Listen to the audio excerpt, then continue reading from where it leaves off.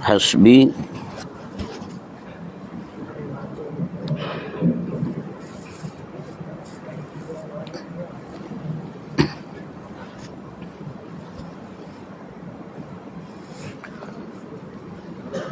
Hasbi Rabbi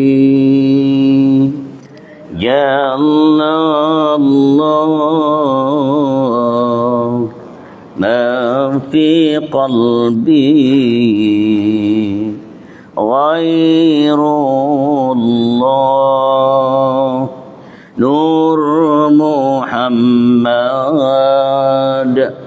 sallallahu la ilaha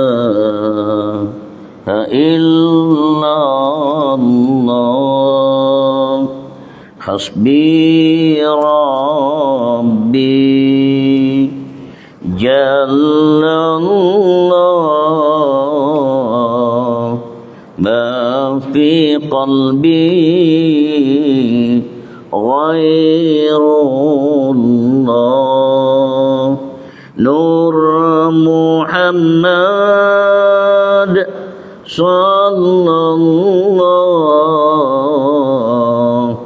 la ilaha illallah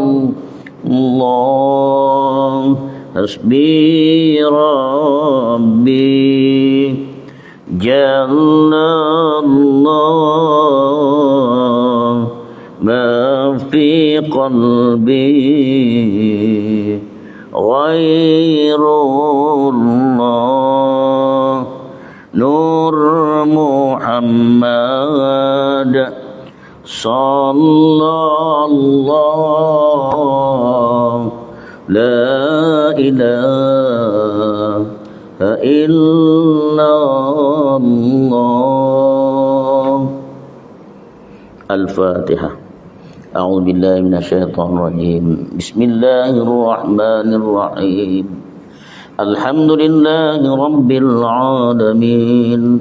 Arrahmanir rahim. Maliki yaumiddin. Iyyaka na'budu wa iyyaka nasta'in. Ihdinas siratal mustaqim. صراط الذين أنعمت عليهم غير المغضوب عليهم ولا الضالين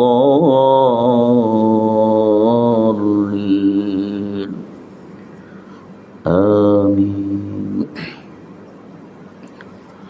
السلام عليكم ورحمة الله وبركاته بسم الله الرحمن الرحيم Alhamdulillahi Rabbil Alamin wal aqibatu lil muttaqin wa la udwana illa 'alal zalimin wassalatu wassalamu ala sayyidil mursalin wa ala alihi wa sahbihi ajma'in subhanaka la ilma lana illa ma 'allamtana innaka antal alimul hakim Rabbi israh li sadri wa yassir li amri wa akhlul 'uqdatan min lisani yafqahu qawli qala Allah ta'ala fil kitabil aziz a'udzu billahi minasy syaithanir rajim kullu nafsin dha'iqatul maut وَإِنَّمَا تُوَفَّوْنَ أُجُورَكُمْ يَوْمَ الْقِيَامَةِ فَمَنْ زُحْزِحَ عَنِ النَّارِ وَأُدْخِلَ الْجَنَّةَ فَقَدْ فَازَ وَمَا الْحَيَاةُ الدُّنْيَا إِلَّا مَتَاعُ الْغُرُورِ Sadaqallahul Azim. Muliakan kasih yang berbahagia Tuan Nazir, Timbalan Nazir, ahli-ahli jawatan kuasa masjid yang diraikan Sahibul Fadilah, tuan-tuan imam, tuan-tuan bilal, tuan-tuan guru, ustaz-ustaz, ustazah-ustazah, tuan-tuan haji, puan-puan hajah, bakal-bakal haji, bakal-bakal hajjah, hadirin hadirat rahimakumullah. Pertama dan selamanya marilah sama-sama kita merafakkan setinggi kesyukuran kepada Allah Subhanahu wa taala kerana kita masih lagi dipilih oleh Allah untuk menjadi tetamunya pada pagi ini. Dan mudah-mudahan usaha kita yang baik ini Allah tempatkan kita dalam golongan orang-orang yang beriman di akhirat nanti, insya-Allah. Hadirin hadirat yang dirahmati oleh Allah, alhamdulillah pada pagi ini dapat kita menyambung lagi di dalam siri membincangkan mengenai dengan kebangkitan hari kiamat ataupun alam mahsyar. Tajuk khutbah pada minggu lepas, kalau saya tak silap tuan-tuan, tajuknya apa? Bila Izrail datang memanggil. Tajuknya itu. Betul kan? Jadi tuan-tuan, ya, dalam tajuk khutbah minggu lepas, bila mana Israel datang memanggil, apa yang nak kita buat tuan? Kalau dah malaikat Israel datang kepada kita mengatakan umur kamu dah sampai di sini, hari ini aku diarahkan oleh Allah, diperintahkan oleh Allah untuk mencabut nyawa kamu. Macam mana tuan-tuan, kita bersedia ke belum? Kalau pagi-pagi ni dia datang kepada kita, dah siap sebelum tuan-tuan? Udah bersiap sedia ke belum? Ya tuan-tuan, saya yang baca khutbah ketika itu, terkedu saya, ya, menitis air mata saya pada ketika itu. Menitis di bab yang mana? Di dalam tajuk yang mana ketika itu? Peringgan yang mana? Bila mana dikatakan, ya, nanti bila mana sudah malaikat Israel cabut nyawa kita, kita akan dibawa ke satu alam yang namanya alam barzakh, alam kubur. Ketika itu mampukah kita tuan-tuan menjawab pertanyaan malaikat? Bila mana orang dah balik semua, maknanya mesti dua malaikat yang Pak Imam baca tadi, malaikat kiraman katibin, akan datang kepada kita menanyakan sesuatu. Maaf ya, malaikat mungkar dan nakir, bukan kiraman katibin. Malaikat mungkar dan nakir akan datang kepada kita menanyakan hal perihal mengenai dengan kita sewaktu kita hidup di dunia dulu. Malaikat akan bertanya kepada kita, Man Rabbuka, siapa Tuhan kamu? Mampukah kita menjawab Allahu Rabbi, Allah itu Tuhan aku? Sedangkan kita di dunia,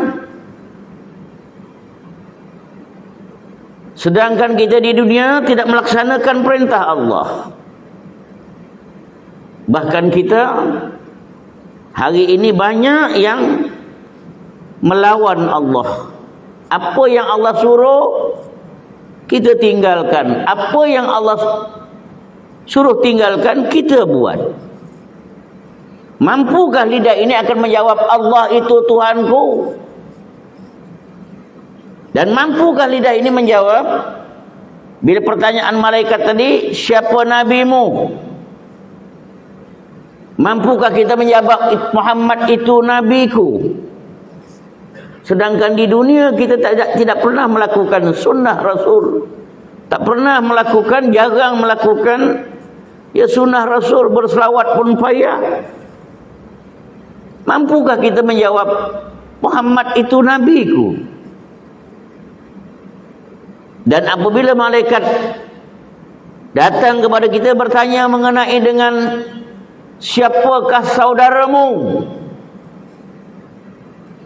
mampukah kita menjawab umat Islam itu saudaraku? Sedangkan hari ini kita bergaduh sesama Islam. Inilah tuan-tuan kita lihat hari ini misi ataupun rancangan musuh-musuh Islam sudah hampir berjaya. Bila mana hari ini tengok akidah kita dah mula dah gugur. Banyak di antara akidah kita yang rosak. Rencana orang-orang musuh-musuh Islam ini nombor satu, dia nak merosakkan akidah kita. Hati-hati tuan-tuan. Hari ini, ya, hati-hati hari ini di mana taktik mereka.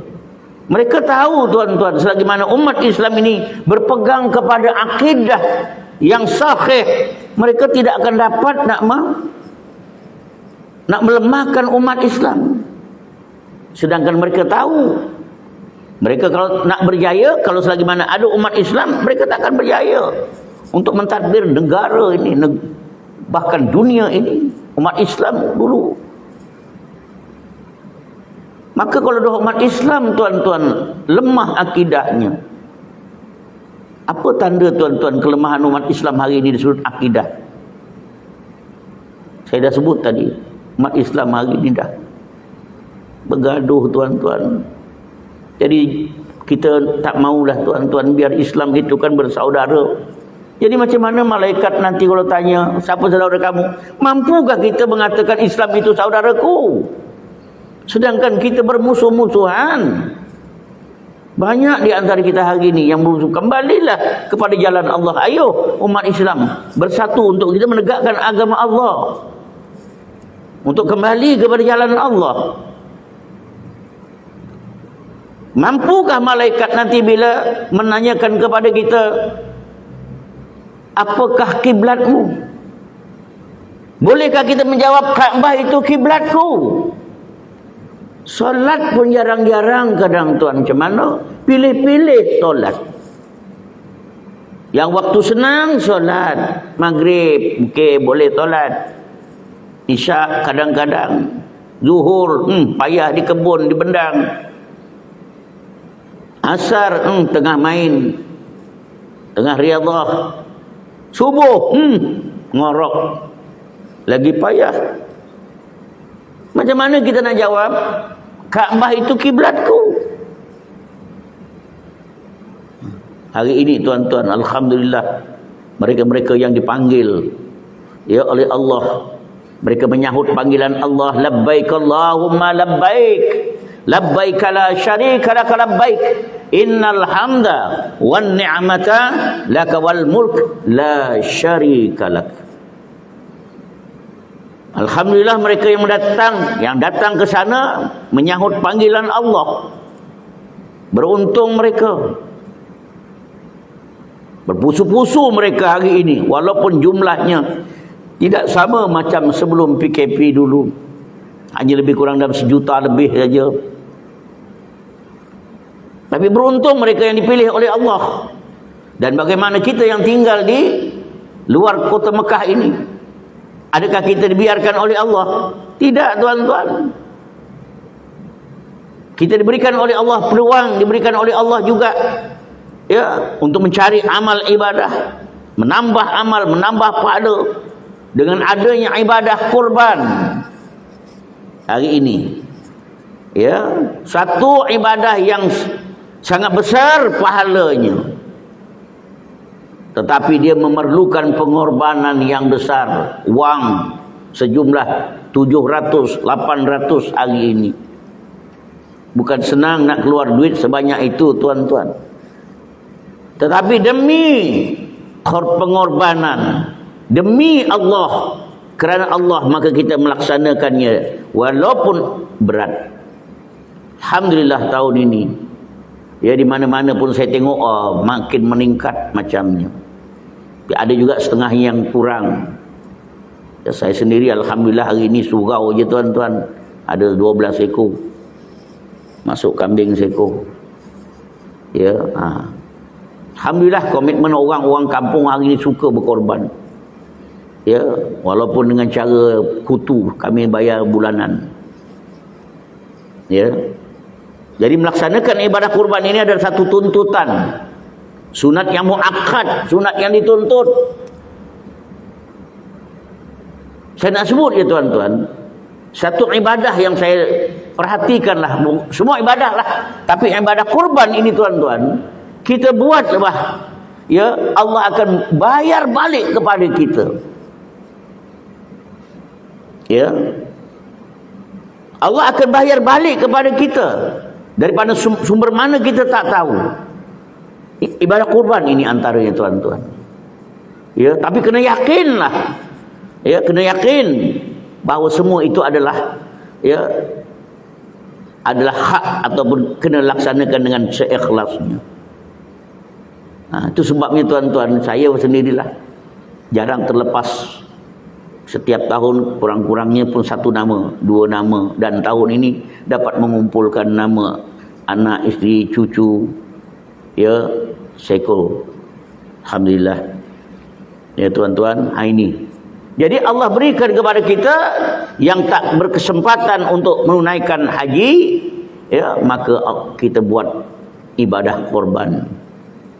Satu ibadah yang sangat besar, ya, kesan daripada Nabi Ibrahim alaihissalam sampai hari ini.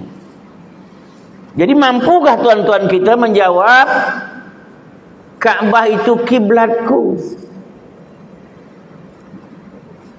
Mampukah pula kita menjawab apabila malaikat bertanya, apakah panduan kamu? Kita mampukah menjawab Al-Quran itu panduanku? Baca Quran pun jarang. Macam mana tuan-tuan? Cuba kita fikirlah. Inilah pertanyaan-pertanyaan malaikat di alam barzah atau alam kubur yang tak boleh dinafikan.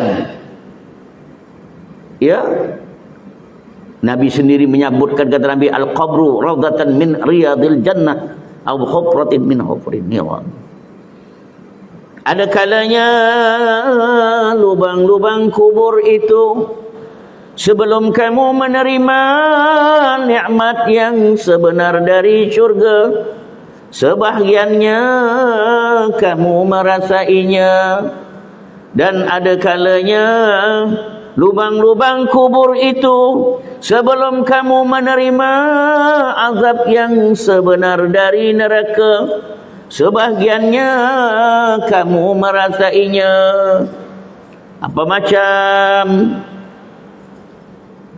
Kalau sebahagian daripada lubang kubur itu adalah seperti taman-taman syurga Allah,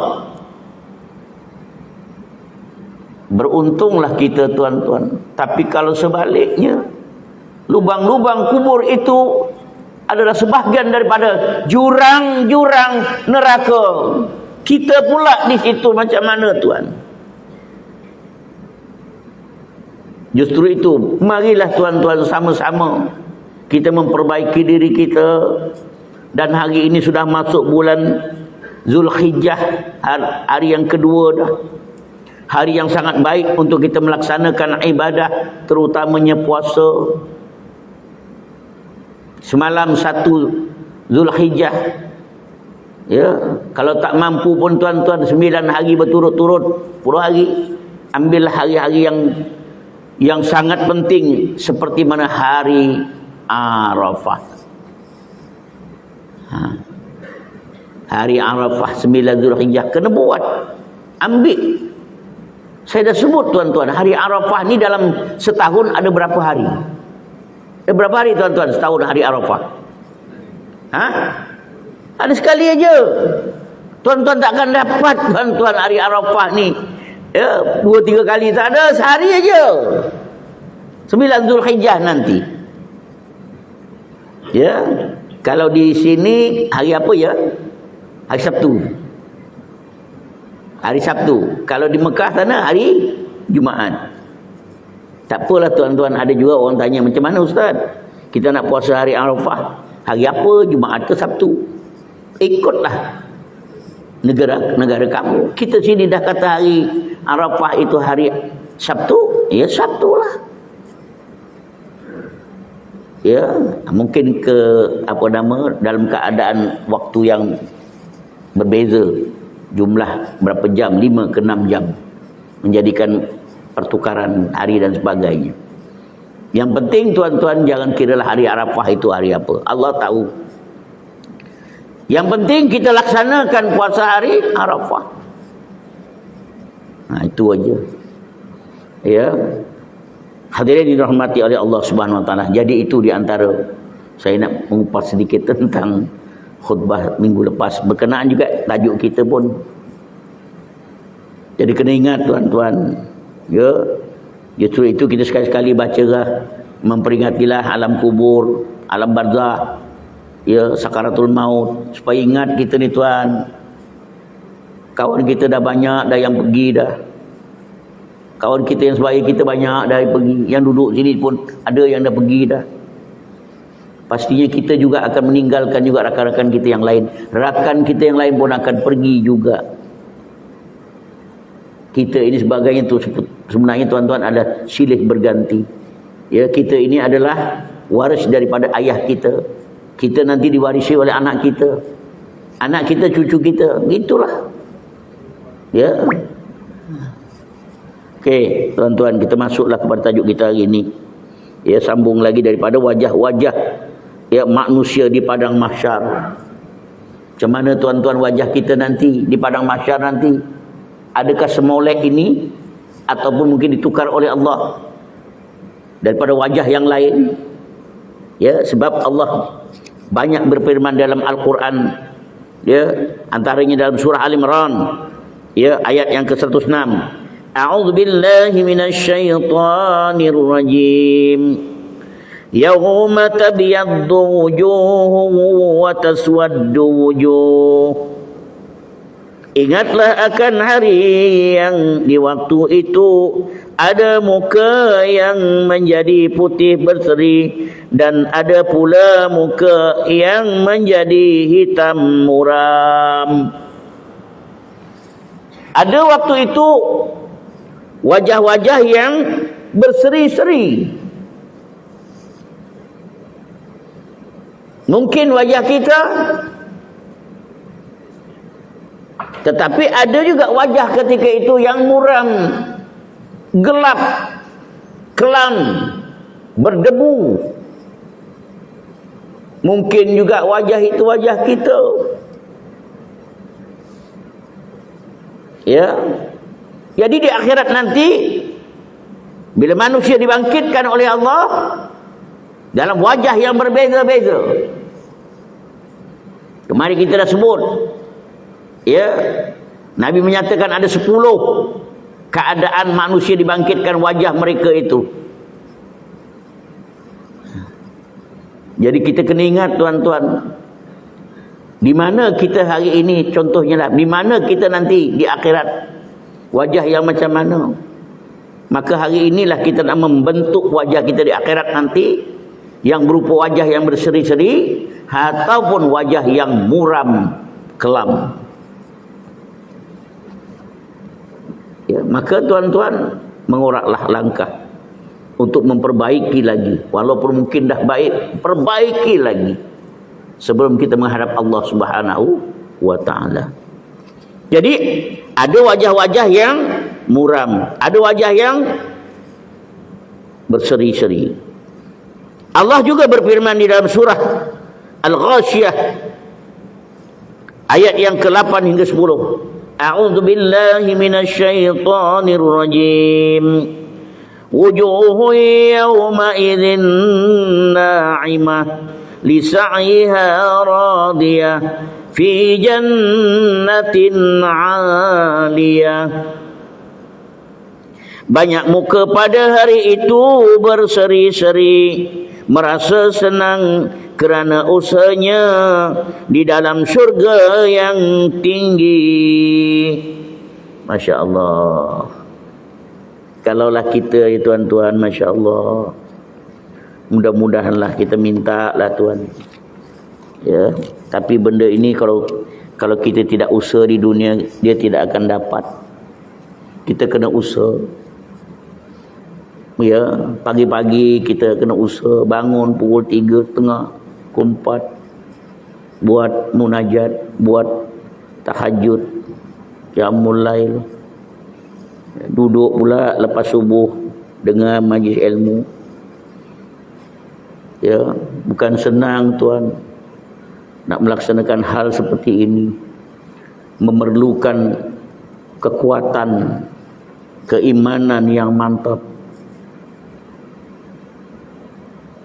Justru itu Allah nak berikan kita surga, nak wajah yang indah tadi, wajah yang berseri-seri tadi, bukan satu perkara yang mudah. Kena perlu pengorbanan yang besar. Sejuk-sejuk datang daripada rumah, datang kemari. Ya, orang belum ada yang bangun pun tuan-tuan. Ya, kita bangun. Ya, ini antara satu pengorbanan yang perlu kita laksanakan untuk mencapai ya syurga yang diidam-idamkan itu. Allah juga berfirman di dalam surah Abasa ayat ke-38 39 tentang wajah kita di akhirat nanti. A'udzu billahi minasy syaithanir rajim. Wujuhun yawma idzin musfirah dhahikatum mustabsyirah. Banyak muka pada hari itu berseri-seri, tertawa dan gembira ria. Masya Allah. Seronoknya ya tuan, wajah ketika itu berseri-seri, gembira ria. Seronok jumpa kawan-kawan cerita. Di sana tak ada apa tuan. Kita hanya jumpa-jumpa kawan-kawan, sembang-sembang. Tak ada apa. Nak makan, minum, silakan. Tak payah berhidang, tak payah nak order dengan waiter, tak payah. Ya, kopi rendah, tak ada. Ya. Ya, dah sedia dah itu dah. Nak apa tuan-tuan? Nak apa? Minum aja. Teringat aja nak dah makan. Dan makan minum di sana bukannya kerana lapar, bukannya kerana seronok, kerana apa-apa, tapi kerana seronok, kerana gembira, kerana nikmat itu berbeza. Ya. Malam kita ada buatlah sedikit jamuan kat surau tuan-tuan. Ya, kebetulan malam tu malam 1 Zulhijjah, dan pula saya baca Quran setiap sembahyang. Saya pandu kepada Quran, khatam hampir 3 tahun baru khatam. Ya, jadi ada semalam ada marhaban sikit, kemudian khatam Quran dan juga tahlil. Orang bawa jamuan masing-masing macam-macam tuan-tuan. Ya, macam-macam malam. Wah, nikmatlah. Nak kata ada yang bawa tiwadak tuan-tuan, tiwadak berendang. Nyaman betul. Ya, contoh ialah bukannya nyaman sangat pun. Banjir kata tiwadak, cempedak goreng. Ya, pasal panas lagi tu tuan-tuan, yang sedap itu panas lagi tu. Ya. Kalau dah dingin tak sedap, dia panas baru enak dipangan.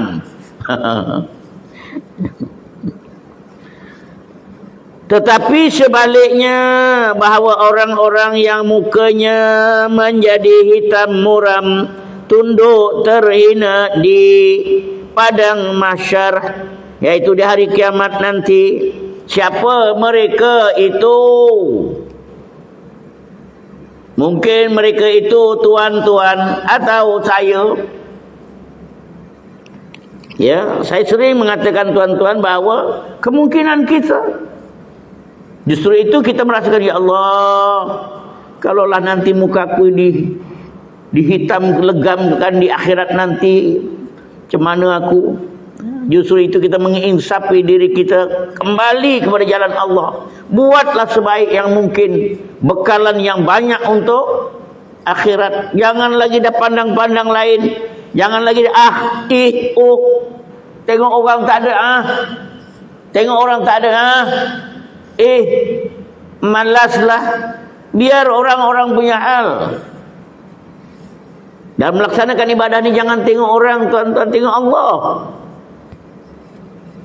Ni bila tengok sikit tak ada orang, malaslah. Ni Syaitan, tuan-tuan.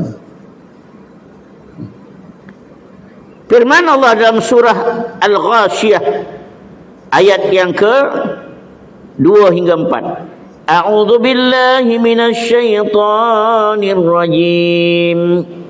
Wujuhun yawma idzin khashi'ah 'amilatun nasibah tasla naran hamiyah.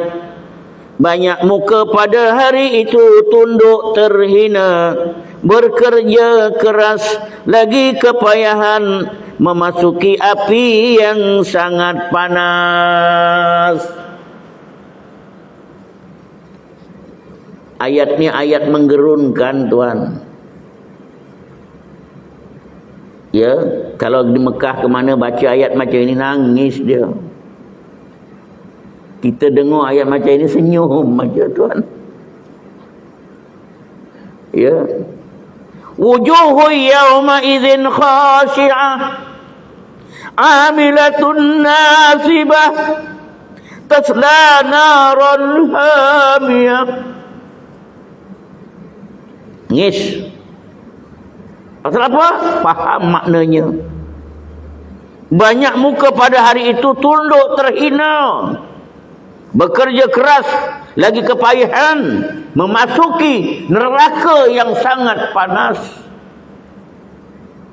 Pasal kita merasakan kita, Allahu Akbar.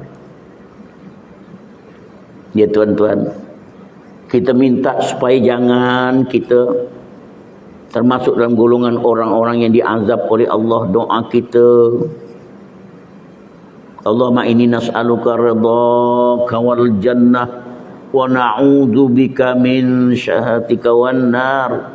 Minta dihindarkan daripada neraka Allah. Tapi macam mana tuan-tuan nak minta hindar daripada neraka Allah, sedangkan perbuatan kita hari ini tengok. Cubalah tuan-tuannya kita bandinglah dengan umat-umat zaman dulu macam mana beribadah. Dibanding kita jauh, tuan-tuan. Itu saya sebut 3 perkara ni. Ya, 3 perkara ni tuan-tuan kita kena jaga. Pasal musuh-musuh Islam dia akan melihat 3 perkara ni. Kalau kita lemah ini, lemahlah kita. Satu di antaranya masjid. Tolonglah tuan-tuan, masjid rumah Allah ni janganlah kosong. Janganlah rumah masjid ni kosong, tuan. Hanya diisi hanya beberapa waktu saja. Ini masjid Sekincan ni memanglah masjid di tepi jalan, tuan-tuan, ramai orang. Masjid saya sana macam mana? Saya jadi imam zuhur, asar, tiap-tiap hari datang. Nak dapat 5, 6 orang, 7 orang pun pahit. Orangnya ke mana? Betul saya nak sebut, nak dapat 6-7 orang pun pahit. Kadang-kadang 3-4 orang aja. Pernah sekali tu saya je dengan Bilal 2 orang. Kalau dah macam ini, macam mana tuan-tuan masjid rumah Allah macam ini? Ya, sedangkan kekuatan kita masjid ni. Petang lagi solat subuh je. Nak mendapat baldatun thayyibatun wa rabbul ghafur. Macam mana? Paling kecil pun kampung atau desa yang mendapat keampunan Allah, mesti masjidnya dulu, suraunya hidup. Ni hari ini. Apatah lagi nak hidup malam. Jam 3 pagi, 4 pagi. Siang pun nak cari kadang-kadang tak ada. Masjid bukan surau. Surau tu mungkin kita okeylah. Tahap surau ni. Masjid. Rata-rata di kampung macam itu macam mana? Adakah tak ada penghuninya di sekeliling masjid itu? Penuh rumah orang. Ini tuan-tuan, satu daripada kelemahan umat Islam. Yang keduanya tadi saya sebut akidah. Jaga akidah. Hari ini tuan-tuan, akidah cukup lemah, mudah diperkotak-katikkan. Musuh-musuh Islam pula hari ini dah sedar dah tuan-tuan kelemahan umat Islam di sudut akidah. Yang ketiganya makanan. Tolong jaga tuan. Ingat, saya selalu berpesan, jangan mengambil makanan itu main ambil aja. Tak tengok halal haramnya. Kalaupun dia ada cop halal, tengok kepastian jenama apa, dari mana, made in mana. Sebab musuh kita memang begitu, dia akan campurkan tak banyak sedikit dalam makanan kita. Pasal tahu tuan-tuan, Nabi sebut sesuap daripada yang haram masuk ke mulut kamu, 40 hari amalan kamu ditolak oleh Allah. Sesuap aja yang haram masuk dalam perut, sembahyang kamu, puasa kamu tolak oleh Allah. Mau tuan-tuan tunggang-tunggik 40 hari tolak, baru sesuap. Sayyidina Abu Bakar tuan-tuan pernah satu ketika, bila mana dia sedang berpuasa, petang itu dia nak berbuka, tengok-tengok tak ada bukaan, ya, maka datanglah khadam dia bawa makan. Ya, ni tuan, dia kata saya ni dapat makan untuk buka puasa.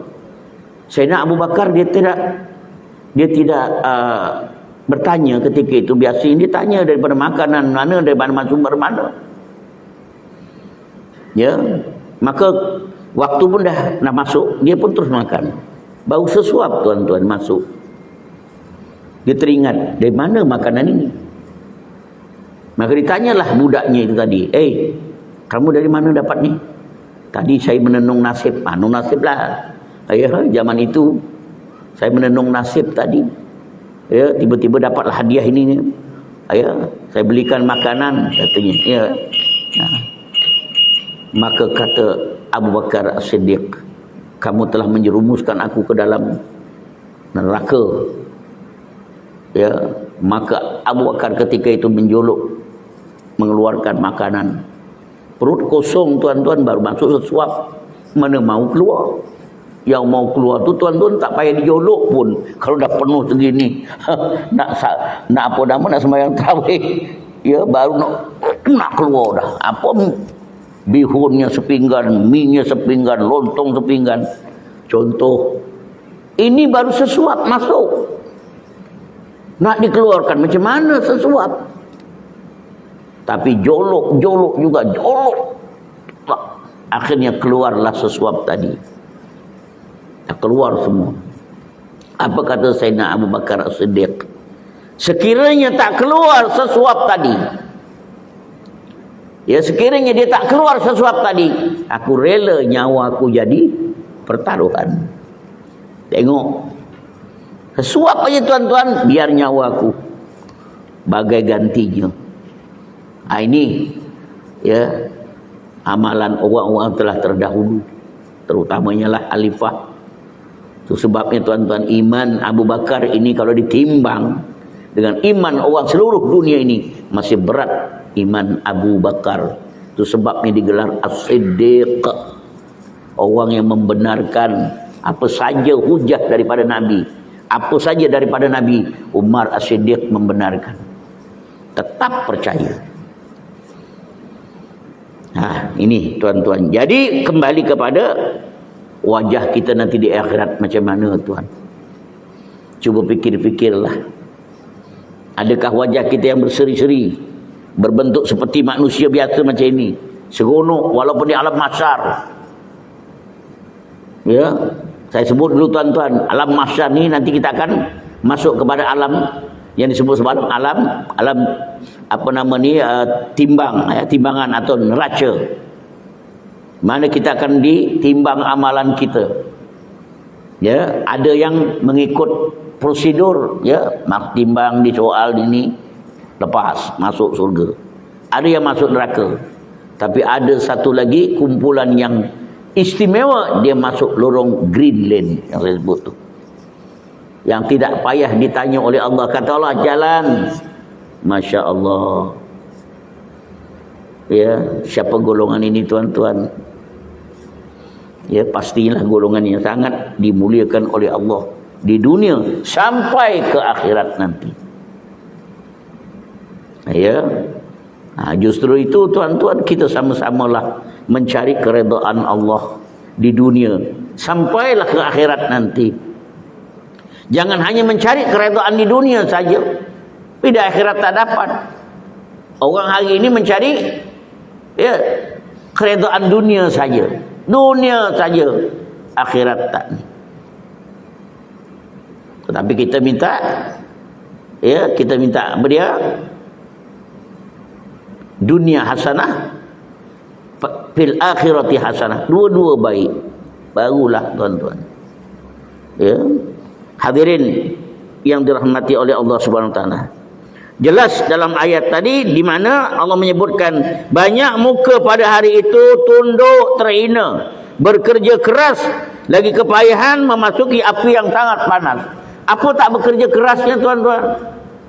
Cari, lari ke sana, lari kemari dalam keadaan kepanasan matahari bak sejengkal. Peluh-peluh kita ada membasahi sampai ke paras buku lali, ke betis, paras pinggang, dan ada Nabi kata sampai ke paras ni. Nabi sebut hanya mampu bernapas dia ni dengan peluh yang panas, mendidih, sana kemari lagi mencari perlindungan Allah. Sedangkan di dunia dulu kita tidak mencari Allah. Bila di akhirat mencari perlindungan Allah. Boleh ke tuan? Di dunia kita meminta perlindungan selain daripada Allah. Bila di akhirat kita nak minta dengan Allah, macam mana? Sebabnya tuan-tuan, di dunia ini mintalah kepada Allah perlindungan supaya kita mendapat orang yang dinaungi Allah di akhirat nanti. Antara 7 golongan yang dinaungi oleh Allah di akhirat nanti, antaranya satu daripadanya hati yang terpaut kepada masjid. Hati yang terpaut kepada masjid. Ya, seronok bila ada di masjid ni. Seronok bila ada di masjid. Itu sebabnya tuan-tuan tanya diri kita. Nak tahu iman kita ni tinggi, iman kita ni bila kita berada di masjid macam mana? Tanya.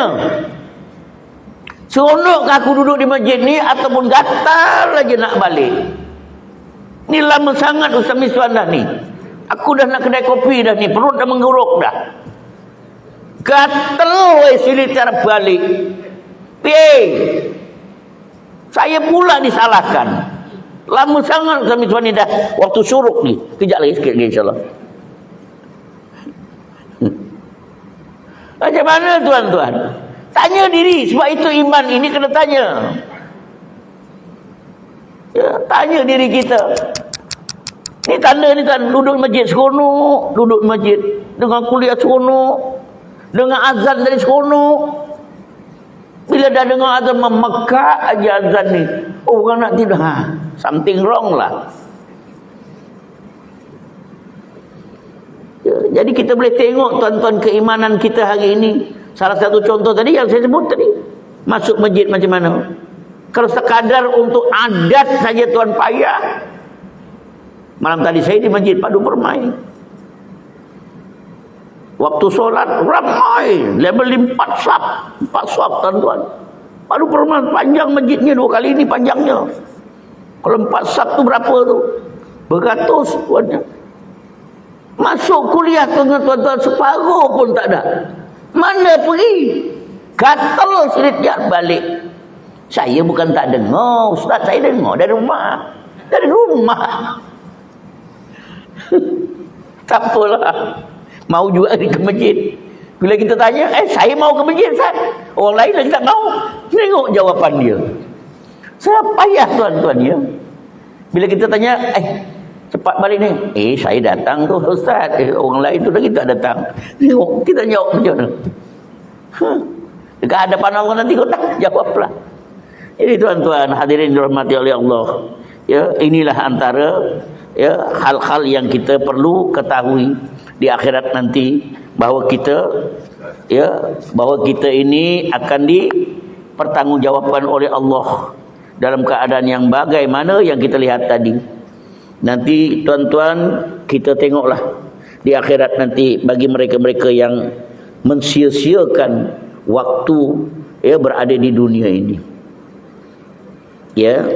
Justru itu tuan-tuan, saya katalah manusia ini memang banyak yang di dalam kerugian, kecuali mereka-mereka yang memang sentiasa ingat kepada Allah Subhanahu wa taala.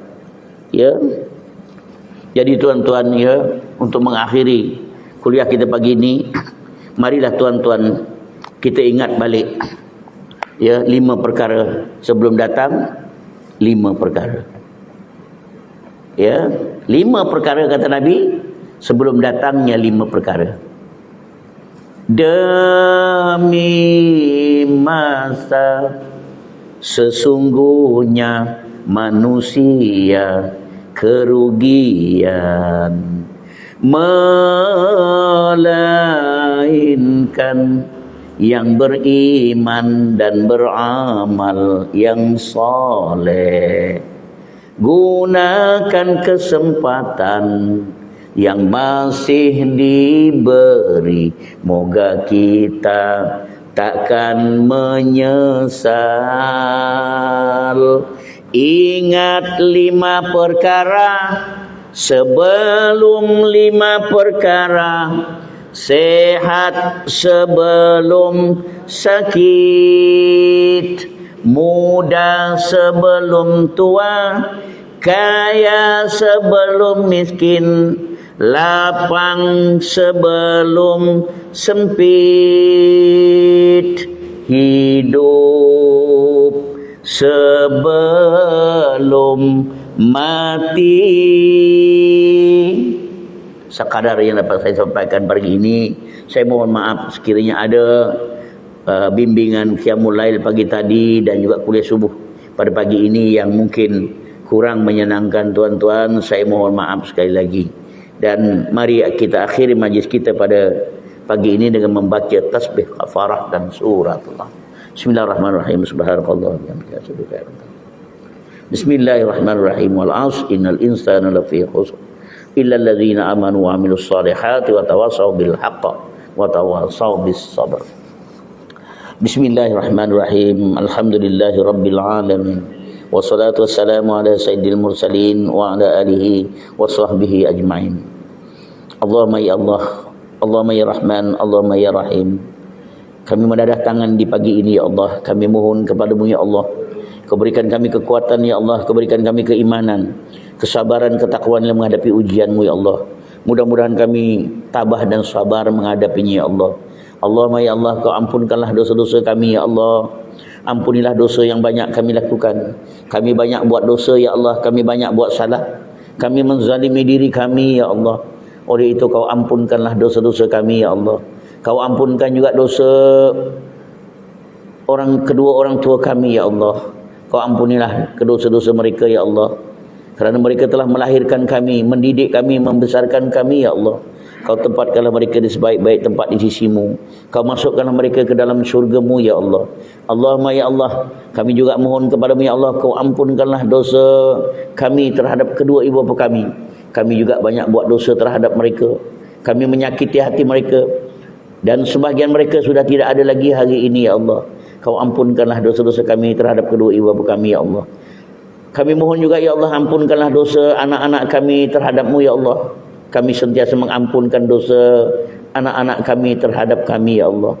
Allahumma ya Allah, jadikan anak-anak kami anak yang soleh dan solehah.